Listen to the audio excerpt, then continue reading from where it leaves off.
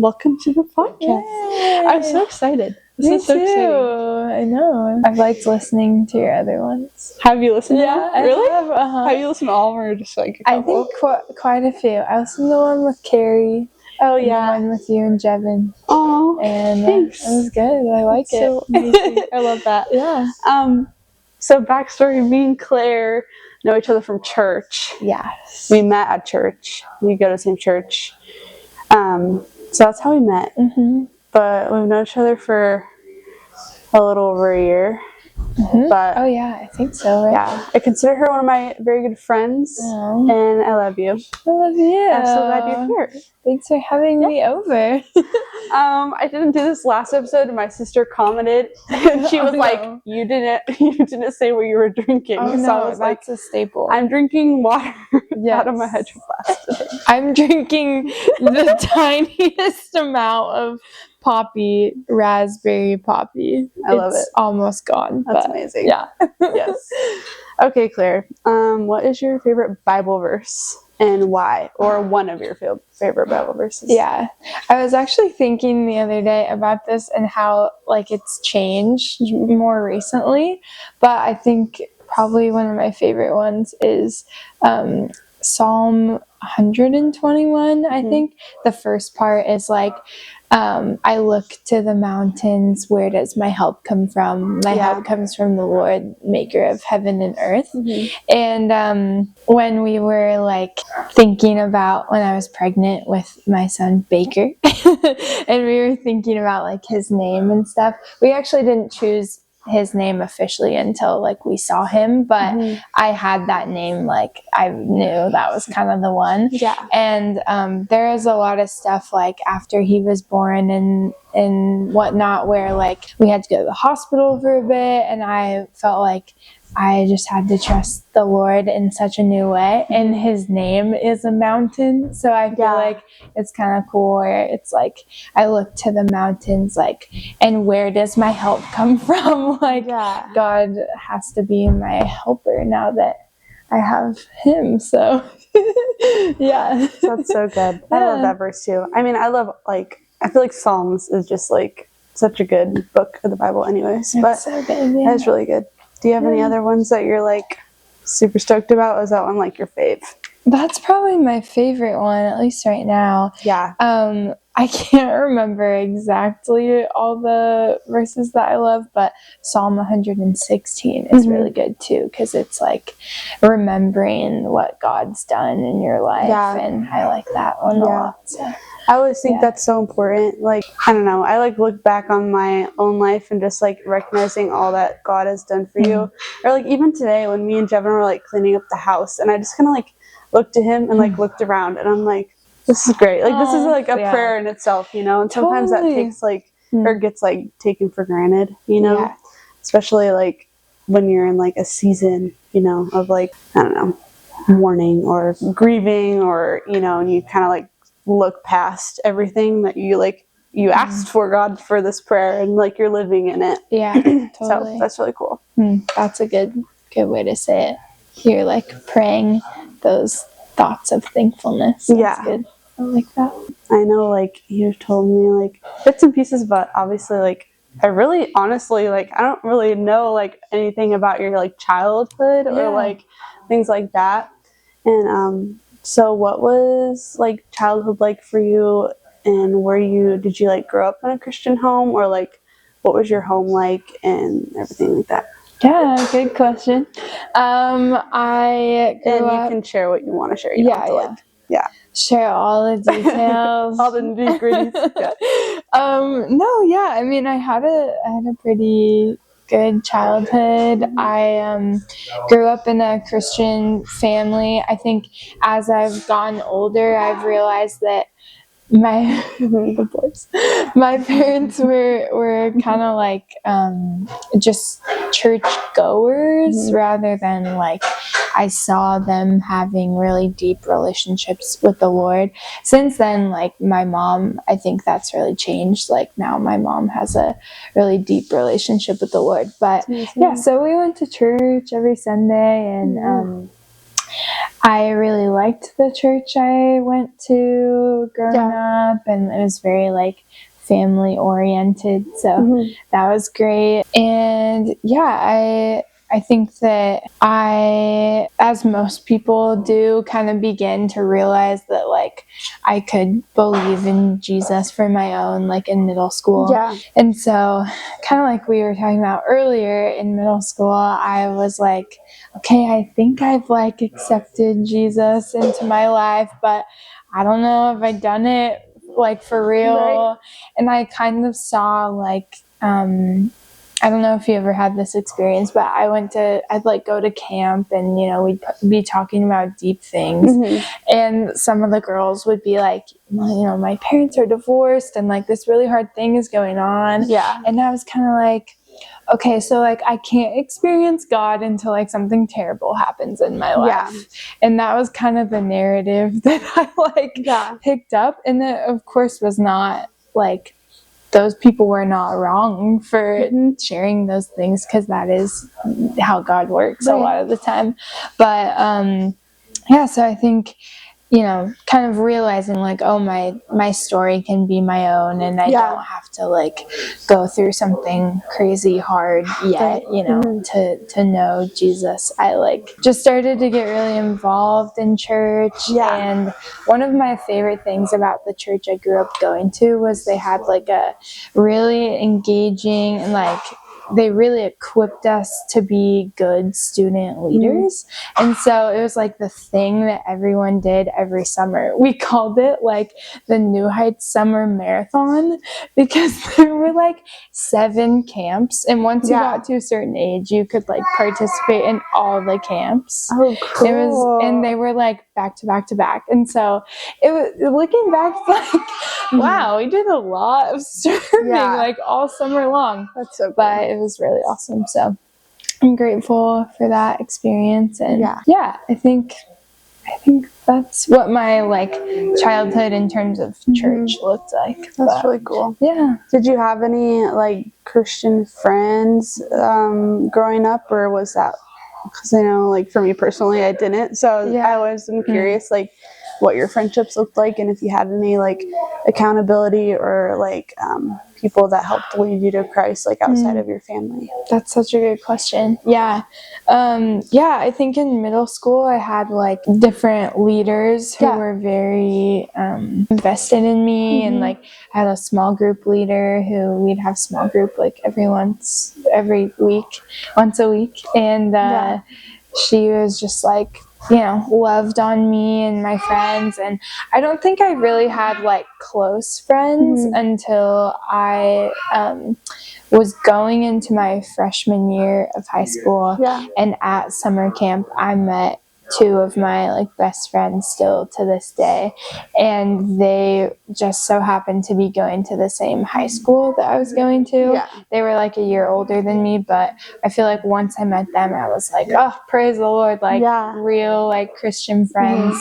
And high school kind of feels like when it matters the most. You know? Yeah, for sure. So was that something you were like praying for? It totally was. I mean, I've kind of like forgotten about that since then, but that's a good reminder. I totally was like, cool. That's super important too. That's a blessing. It's amazing. You went to college, right? I did. What did you go for? I went to study art education, but before I went to college I did do YWAM. Oh, okay. I think you've told me. So. Yes. Can you talk about that? Yeah. So I took a gap year and I went to... Okay, yes. I remember you said you took a gap year. Okay. I went to Yosemite, California for like the first 3 months of the training school part. Okay. And then after that you go to a country for another 3 months, and I went to Nepal. Oh, cool. So, it was I mean, you know, YWAM is like lots of people have lots of different experiences, but I had a really good experience. And I like to say it's like a charcuterie board of faith. Which is kind of a funny way to put it, but like YWAM in itself is like multi-denominational, like that's what they say. And so maybe one week you'll be hearing from like a super reformed like pastor of 75 years or whatever, and then the next week there'll be someone like super charismatic coming in and teaching. And so I feel like you just have to like sit there with the Lord and the Holy Spirit and kind of take in everything that you're learning, and choose like, okay, does this sit with me, and like, do I feel like this is biblical, and all of those kinds of things. So I felt like it was a good learning experience for that. That's so fun. And also really where I like kind of encountered the Holy Spirit for the first time, because in my church growing up, I think, you know, totally like we believed in the Trinity, like Father, Son, Holy Spirit, but I didn't really like have like experiential knowledge of like what a relationship with God living with the Holy Spirit like inside of me could look like. And so that time of my life totally like opened, game changer for sure. And then I came back and was like, my church is so bad for this, but they weren't actually. It was just like very different. Funny. So, for sure. That's crazy. I feel like when you talked about, you know, there's like different pastors, like, you know, an older pastor who's been doing it a long time, and they kind of like, you know, are more like monotone throughout the whole thing. And you have to like really stay engaged. And then there's like the next week or whatever, or the next day, there's like a very charismatic kind of like Javen, you know, like, or like that person's like more closer to your age, or more, has a little bit more, not life, that sounds bad, but you know, like, which people have their different preferences, but it just reminds me of like when a pastor is on sabbatical and a bunch of pastors come in and have like a variety of teachers. That's just sure what it reminded me of. That is kind of, that's a good way to put it. That's what happens. But that's so cool. I know I have a friend who did YWAM too, and she actually ended up moving to New Zealand. Wow. But she had a great experience, or has a great experience with it too. But I always think that's so cool. That's awesome. And I know that when we went to, not we, but when me and my cousin and a couple friends went to Uganda, we went with stayed in an orphanage, but there was also a YWAM team there. Oh, cool. So we kind of jumped in on whatever they were doing, and they did like a family day, or what's it called? Oh, cool. I don't know. Apparently it's like known in a YWAM thing, but it's like a family fun day or something, and they do it with like the kids. Yes, but I've heard of that. That's awesome. So, but it seemed like a fun bunch to be a part of. But that's really cool. I think you've told me that you went to Uganda, but how long ago was that? Oh, that was. Were you in high school? No, it was 2023. Oh, nice. Okay. March of 2023. Oh, cool. Dang. Yes. That's awesome. Yeah, it was really cool. But so it was like my only experience with like kind of not being a part of YWAM, but like, you know, interacting with YWAM people. And they were like from all over the place too. So it was really cool. Yeah. But that sounds fun. That's awesome. So you went from YWAM, and then when did you, after you got back from YWAM, how long did it take? Like, what was the shift between YWAM and like college? It was, let's see, when did I get back? I got back from YWAM in like March. Oh gosh, I can't remember the years. I'm like, was it 2018 or 19? I think it was 2019. Like March of 2019, and then I went to school in September of 2019. Oh, okay. So it was a pretty quick turnaround. I went to YWAM being like, I don't know what I'm gonna do afterward. I didn't have like a set plan. And then I was like, okay, go to school, you know, like, and I had my friends that I met in high school had gone to Western where I went to school. And so I was like planning on living with them, and so it like worked out that way. It worked out, but it was good. College was good. Was it? No, it was. I mean, like, COVID was like oh yeah, it was my like the next first year or whatever. it was that like year. the second half of my Yeah. first year. Dang. So it was pretty crazy.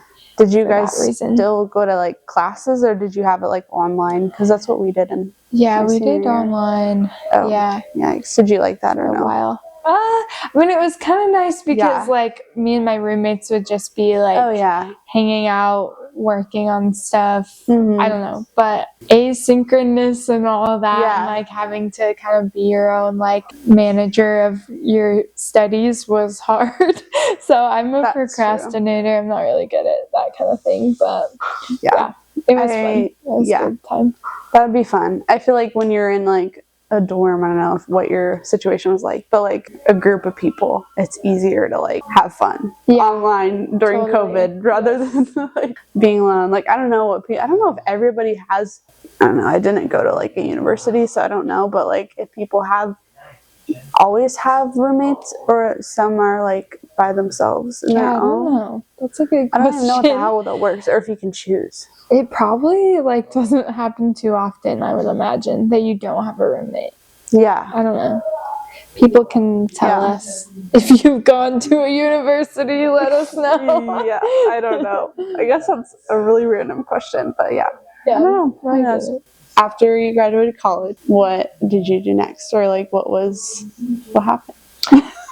What happened? Well, I met my now husband, Yes. Alec. I met him my freshman year of college, and we were friends and had mutual friends, and like the houses we lived into, because I never And he did went the dorms. to Western too, right? Yeah. Okay. We both never did the dorms. We just lived. He lived in a house of 12 boys, and I lived in a house of 7 girls. Yeah. So we share that. You lived Yes. in a big house too. But our houses were like a 5-minute walk apart. So we were hanging out like all the time, either us or like our friend groups or whatever. Right. And we had a class together, and so naturally we'd like study a lot, and then we just ended up liking each other. So but we got married before I graduated school. Oh, okay, backtrack. Okay, Let's see. I didn't know that. Yeah, I completed 3 years of school, and then I had like 2 quarters left instead of 3. Yeah. So I would graduate after winter. And we were like, okay, we'll get married this summer, and then I'll come back and do school. Which now it's so weird. It's just like crazy to think that I did that. Like summer vacation was my honeymoon. That's so cool. You didn't come back and tell your friend, "How was your summer?" "Oh, I was just on my honeymoon." Yeah, literally. Yeah. That's so cool. And Western is kind of a funny place to be like 21 and married. Or I was 22, but like be 22 and married, because everyone's like, "Whoa, you're married?" Yeah. Like it's not the most common thing. For sure. At least with like people in my classes. So that was kind of funny. But anyways, to answer your question, so we got married, and then we lived in Bellingham for an extra year while I finished school.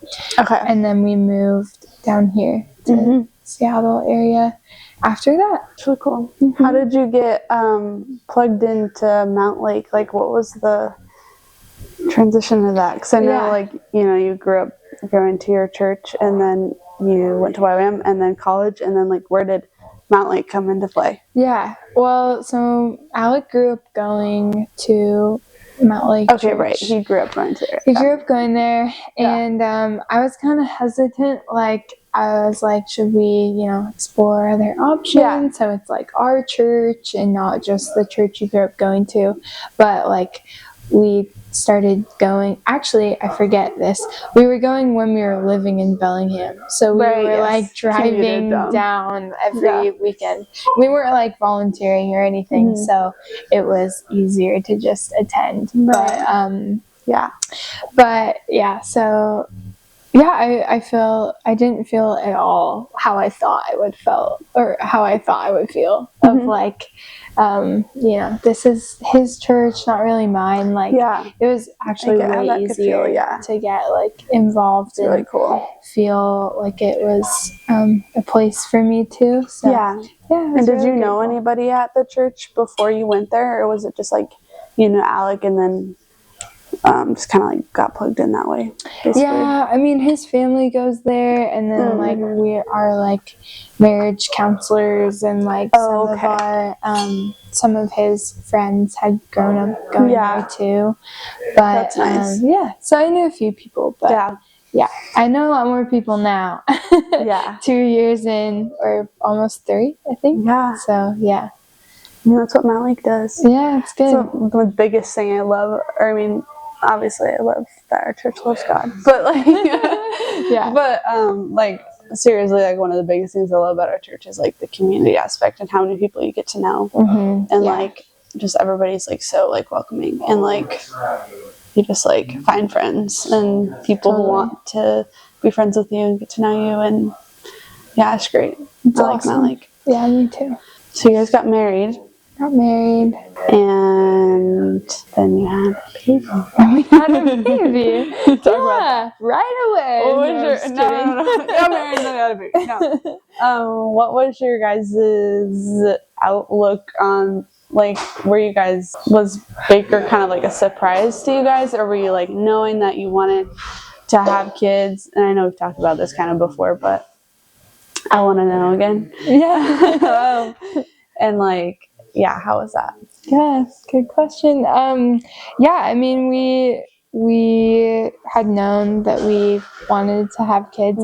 I actually think this is kind of an interesting tidbit, but when we first got married, actually, like on our honeymoon, we had this conversation where I was like, I don't know, just feeling nervous about like kids now being like a possibility, and I was like, if we got pregnant tomorrow, like I feel like my world would be like turned upside down, which I think makes sense as like a young, like newly married person. Like, of course I was thinking that, but Alec has always like known he's wanted to be a dad, and like he's like made to be a dad, and I never really felt that as like, I've always known I wanted to have kids, but I am not the kind of girl that grew up like wanting to be a mom. Right. And so I think that like that's important, because I think the Lord like totally did a 180 on my heart. And so like about a year into us being married, I was like, I remember that summer, I was just like totally having baby fever, but it felt like in a different way where I was just like thinking about it a lot. Like, I also started teaching preschool, and so I was getting to like work with kids, and I feel like the Lord used that too to just like kind of create this new thing in me, which now like our lives are kind of built around like kind of like show his kids plan to you. Really, I mean, now looking back, I can see that. So that's really awesome, because I definitely did not feel as like excited about it before.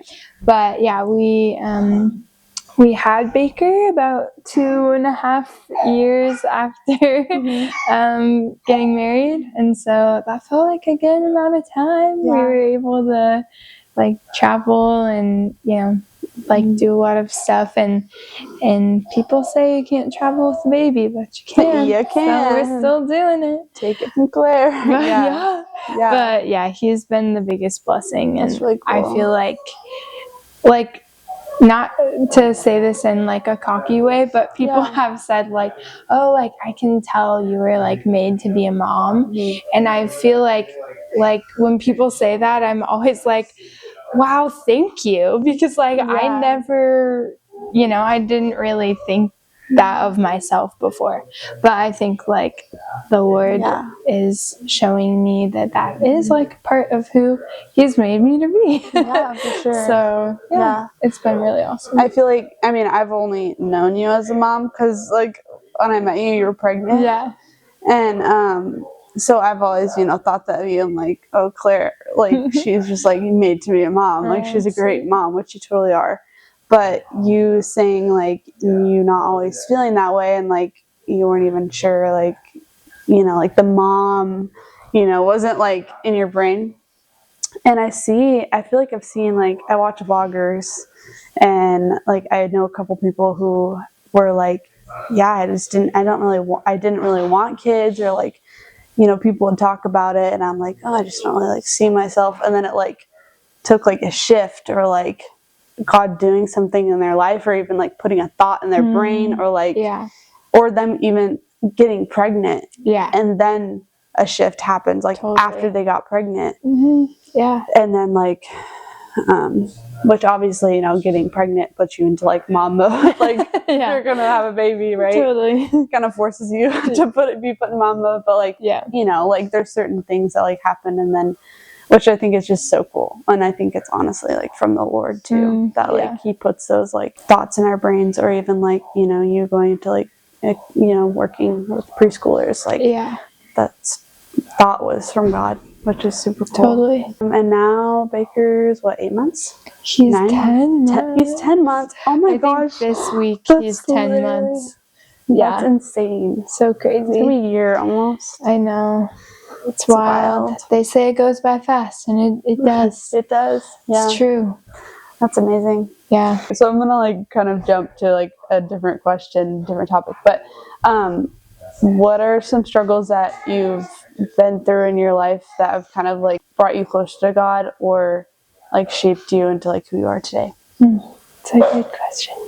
I keep saying those are good questions, but they're all good questions. Like, amen. Yeah. Yeah. Well, let's see. I mean, there's been a few like significant things, but I think when I like was in high school, I started noticing more that I just like was super conscious of my body and my body image, and like a lot of young women unfortunately are. But I was super into running in high school. Like I did cross country and I played basketball, and so my whole life was like really built around sports and exercising and all those things.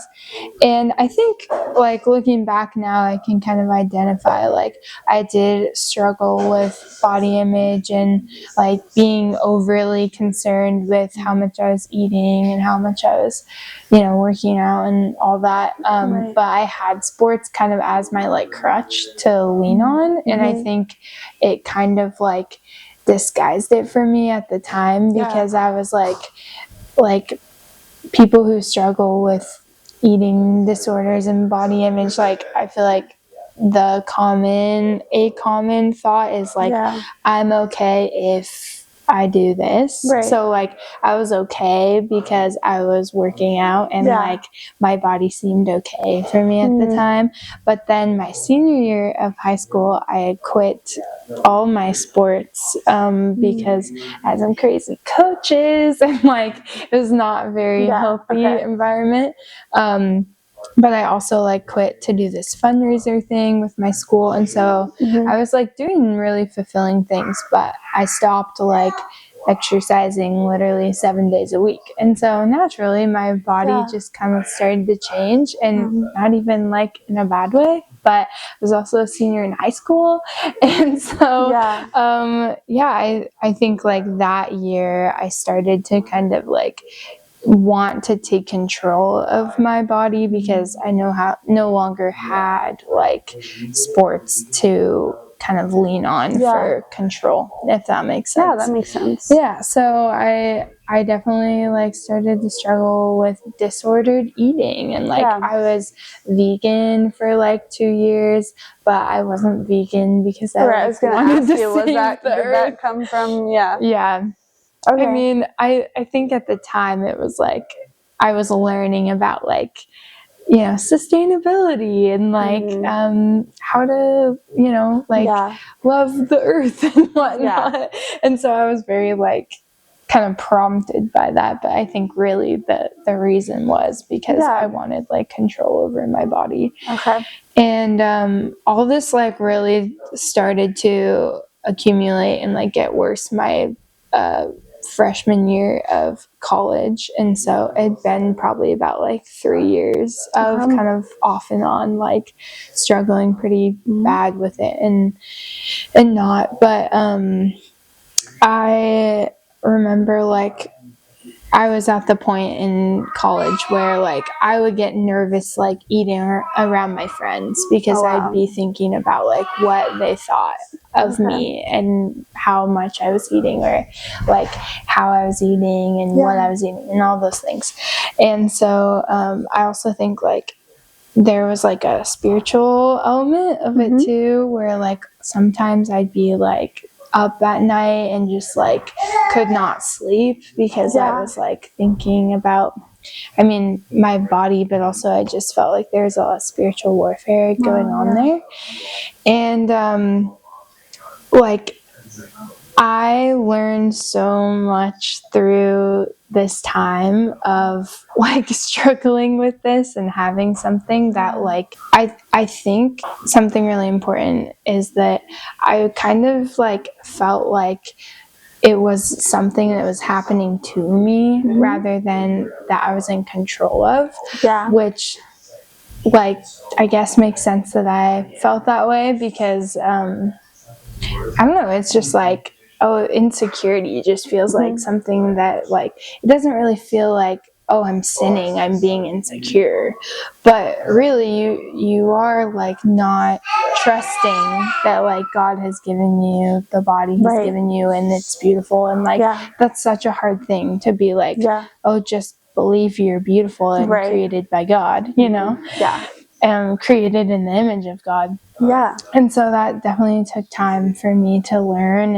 And but there was one time specifically where I went to church and like asked for prayer from one of the leaders there. And this was like in the thick of me kind of struggling with not being able to sleep and stuff. And I remember like she put her hand on my head and like prayed for like renewing of my mind.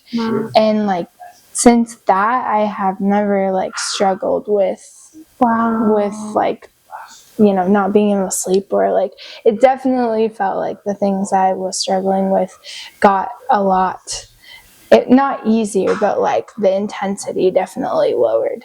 And so I was so grateful for that. And it was kind of one of those things where it was like, did God just heal me? You have to like think about it too. Yeah, totally. Because I had heard stories and like even in YWAM, like seen things of people being healed, but like had never experienced it personally like that.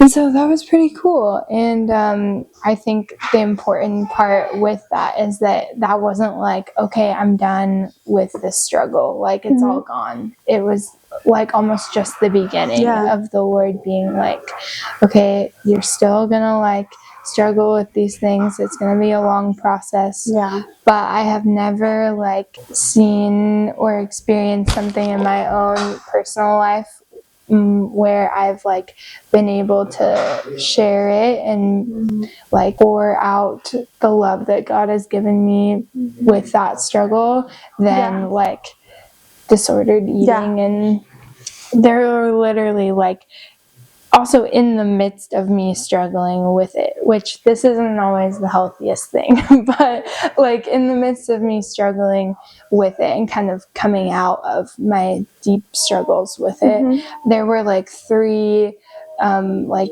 high school girls that I had like led through camp and were mentoring who were like also struggling with the same thing. And I totally like did that wrong, you know, like there were totally things where like, again, probably not the healthiest to be like struggling with something and also like having other people rely on you to look to the Lord. But I had experienced God's love in it enough where I was able to be like, okay, like he is changing me and helping me and he can help you too. And so, I think it's like, that's really cool. Just an amazing thing of God using us when we're not even fully like healed or out of something. Yeah, it's so true. It's very nice for that. That's amazing. Yeah. I love that. Yeah. Was it something like were you aware of your like eating disorder and all, like, or when you went, what was it? Were you vegan or? Yeah. Like when were you like telling yourself like, oh, I'm just doing it just like save the earth, or did you know you had like a problem or like something you're going to, or were you kind of like oblivious to it? Yeah, I think for a while I like was not aware. Okay. Yeah, I think like one time in high school, like my mom brought it up with me. Oh, okay. And she was like, I see you like looking at yourself in the mirror a lot, or like I was at the point where I would like walk past my reflection in the window and check and make sure my stomach wasn't getting fatter. Like, so I think she had seen and observed this and whatnot. So I think when it got to that point, I was like, okay, yeah, maybe there's something wrong here. So kind of like once your mom said something and then you're like, oh yeah, like then it kind of like got you thinking after that. Yeah. And then I actually did go and see a nutritionist, which was like really helpful too, because she was a Christian and just like incredible. She was more of a counselor than like a nutritionist. Yeah. I mean, she was both, but yeah, so I did that like through my first year of college, which also was really helpful in kind of the healing process. That's really cool. Yeah. And it's so true to what you say about like, you know, not being fully healed through something, but knowing that like God's doing something through you, like being able to tell others about it. And I think that's such like a powerful thing, because like a lot of people wait until after they're like done going through something to like talk about it even. Or like talk about it to others, or like they feel like they can't, you know, inspire others or be there for others until they're like all the way through it. Totally. But I feel like people need you when you're going through it at the same time too, because then you can go through it with them. And like, I don't know, I feel like it's cool when, like for me personally, for instance, I did that earlier. like, you know, like obviously I'm still going through some health things. Like I feel like I'm getting better, but like it's important to see the good that's coming out of something, even when you're not fully through it. Yeah, totally. Because then you're leaning on God for something that you're going through, knowing that He's gonna like fulfill His promises. And it's like, you don't have to like, oh, I'm gonna wait until I get through this and then thank God for getting me through it. It's like you can thank God for getting through it, like while you're still in it. Totally. You know, so it's like, I don't know, I love that. And I love that you're saying that you were able to talk to others about it that needed like advice, or like maybe walking through the same thing, because then like they have someone to walk through it too, because you're still walking through it. That makes sense? Yeah, like walk alongside each other. So it's not like they're like, oh, you got through it, and there's still like a sense of loneliness for them. Yeah. I don't know. Does that make sense? Yeah, totally. Yeah. So that's really cool that you say that. Yeah. I feel like a verse too that like helped me kind of identify like, oh, this is a problem and something to be like tackled, and also like surrendered to the Lord, because I think that was kind of a big part of it. Was I was wanting all this like control and didn't really see it as like me trying to literally like, you know, decide what is good and what is evil in my own life, which is like Genesis 3. That is the problem with humanity. And so I think the story in the Bible where Jesus asks I think it's the lame man who's like by the pool.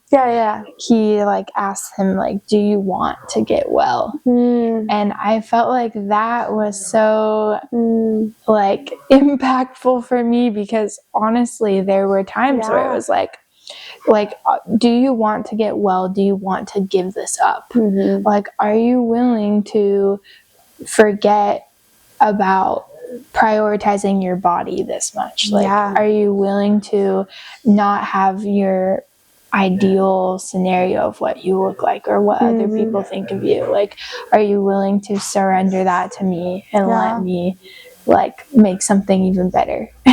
That's so good. And that was hard to say yes to.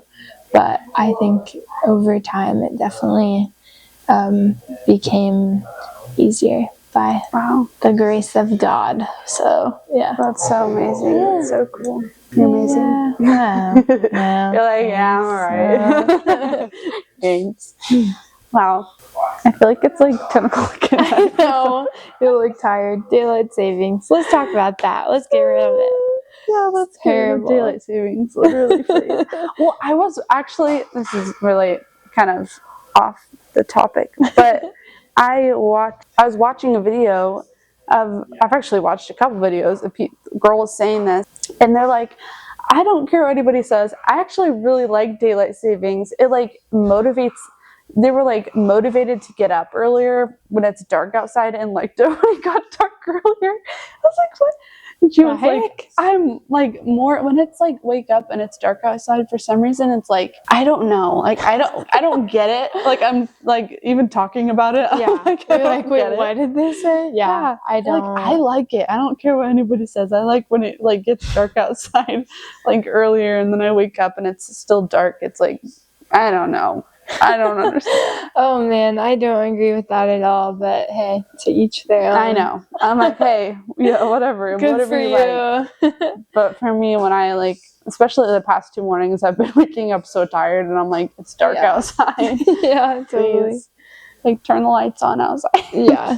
Well, I love you, Claire. And thanks for sharing. And I'm glad you came over. And thanks for being on the podcast. Yay, thanks for having me. My first podcast. Oh, really? Oh, yeah. Oh, you did great. Oh, thank you. You did great. Yay.